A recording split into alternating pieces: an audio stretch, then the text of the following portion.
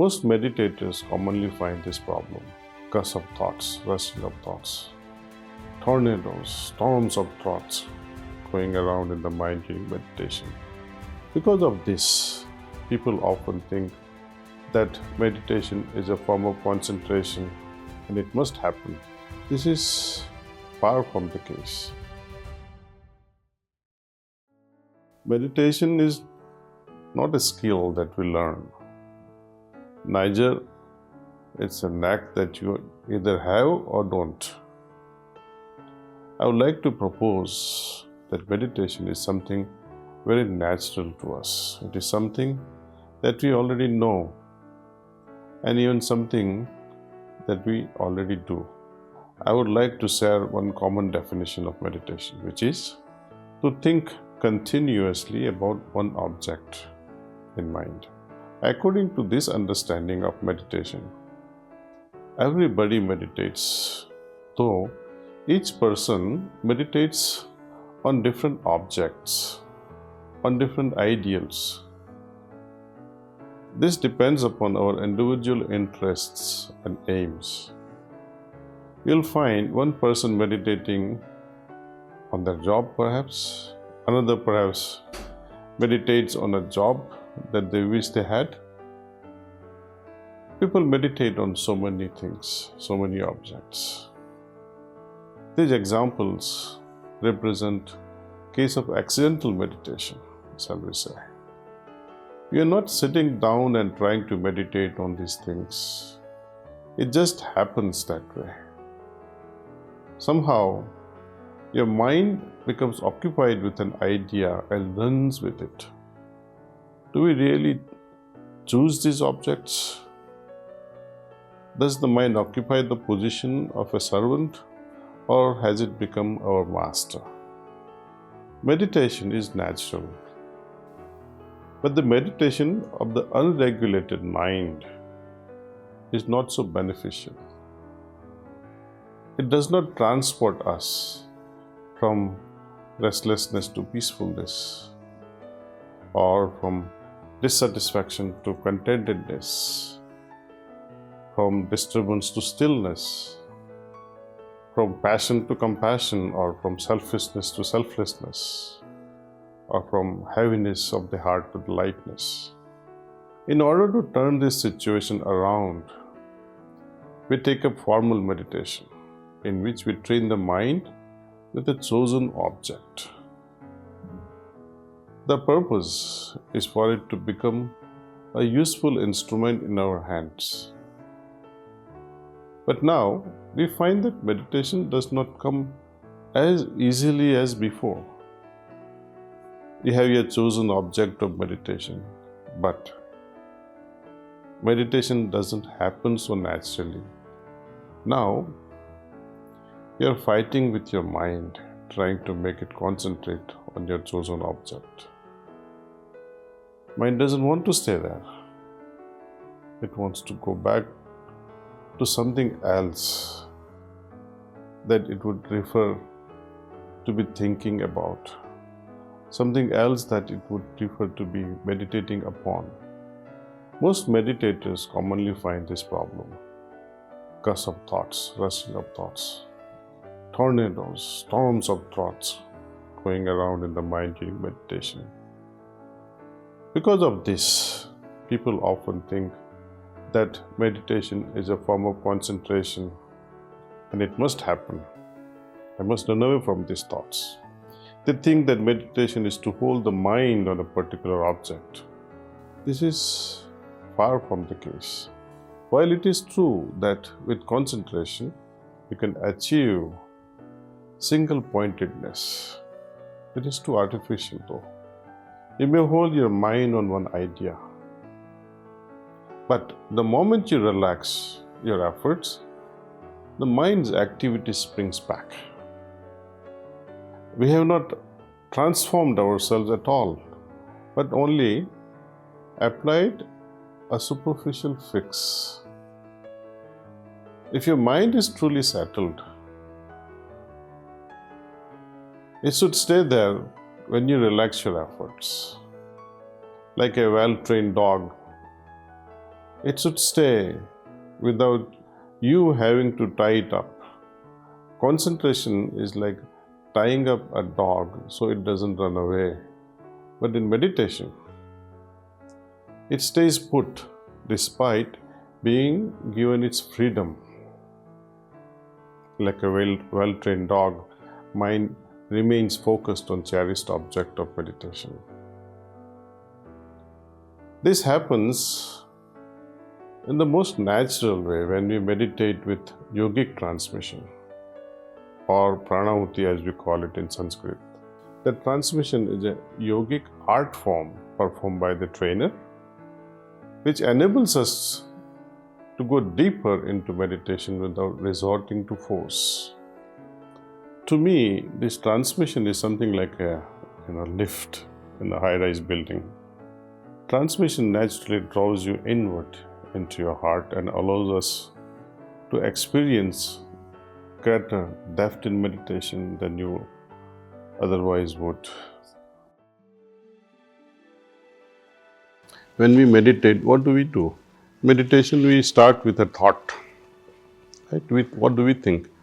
That divine presence is already there in my heart in the form of light. This is a thought. But with the help of this pranahuti, we are able to go deeper within ourselves and feel something. So we have moved away from thinking of the presence of divinity to the experiencing effect of this transmission and feeling that state of meditativeness. So we have moved away from thinking. You're no longer thinking at the end of meditation. I have seen nobody thinking about presence of the divine light at the end of meditation, though we begin with it, because we are overwhelmed by the end of the sitting of meditation. We start feeling things. So through meditation, we learn how to allow our mind to move away from thinking, though we start with thinking, and start feeling things with our heart later on. See. So what happens because of this exercise? Though we meditate half hour in the morning, every morning we meditate half hour. See. Come what may. And later on, holding on to this meditative state,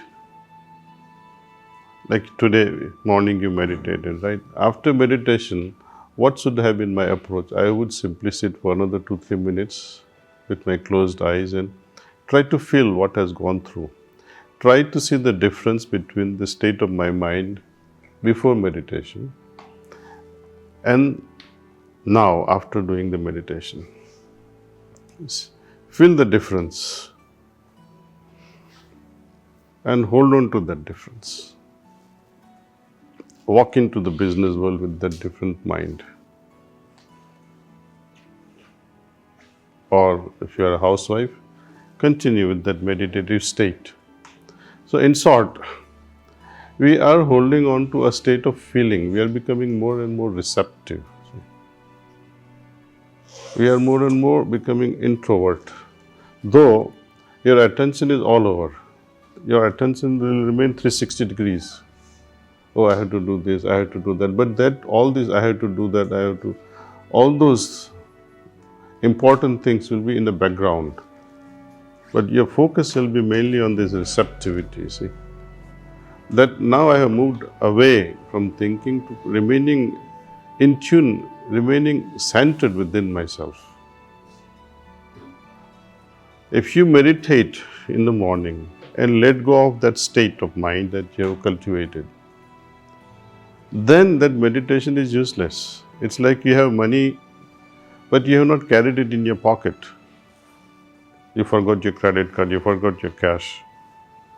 What do you do then? You can't shop around in the market world. It's a zero thing.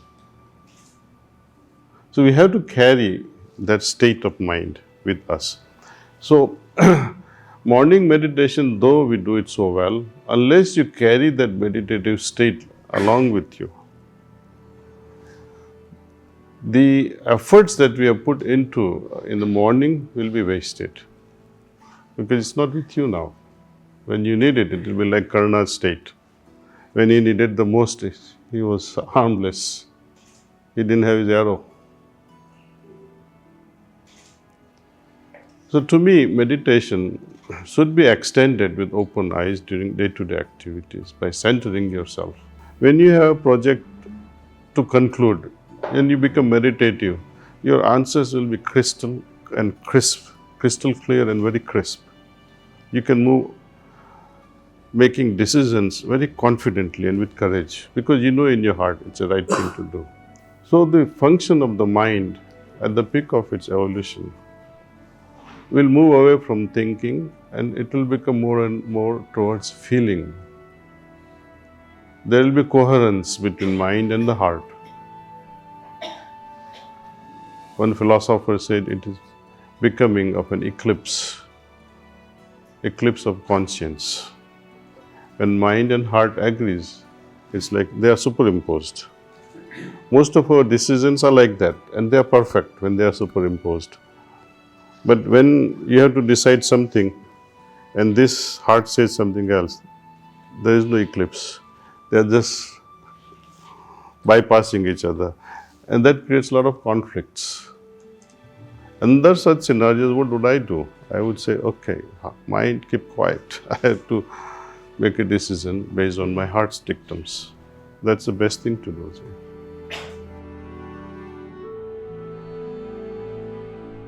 Whenever thoughts do come in my mind, I generally think that I am now meditating on the divine presence in my heart that is attracting my attention inward, and I am being blessed with the grace from above. That's all. Again, some thoughts would come, and I would remind myself that I am meditating. And whenever I have taken a sitting in my earlier days from a preceptor, he would say, please start meditation, and I would also sit in front of that preceptor, or sometimes I would sit in front of my master. And at that time, since they are doing the cleaning on me, all kinds of thoughts would come. They would rise in my mind, and it's like a volcano. And the things that you should not be thinking in front of your master, they say, why do they come? Even when I'm away from him, when I'm alone, I don't get such thoughts. But now I'm sitting in front of my master, I'm sitting in front of a preceptor, and I'm getting all these crazy thoughts. And then you say, oh my God, not now, please don't come now. And you will ruin your meditation, see that way. So what do I do at that time? I bite my tongue. That's one thing I did. Second thing I did was I opened my eyes very gently, as if my master is not looking at me. I opened very quietly. And then raise my hand and breathe deep. Nothing would work. And I would just sit with the mind absolutely surrendered and say, okay, boss, do what you have to do. And when I let go of it, then I would be lifted up as if I'm, being shot in as a rocket into a vacuum. Then I will have no thoughts. Moment you surrender, mind will give up. So the idea of surrender, to the greater force or to the existence, and say, I submit myself, you may take care of it now. And see the magical things happening there. See, mind is rebellious. More you try to work with it or against it, it's not going to work. So we move our attention towards the heart and try to feel. Instead of think of divine, we try to feel the divine. Curious about the link between your thoughts in meditation and emotional health? Click on the video to explore this powerful connection.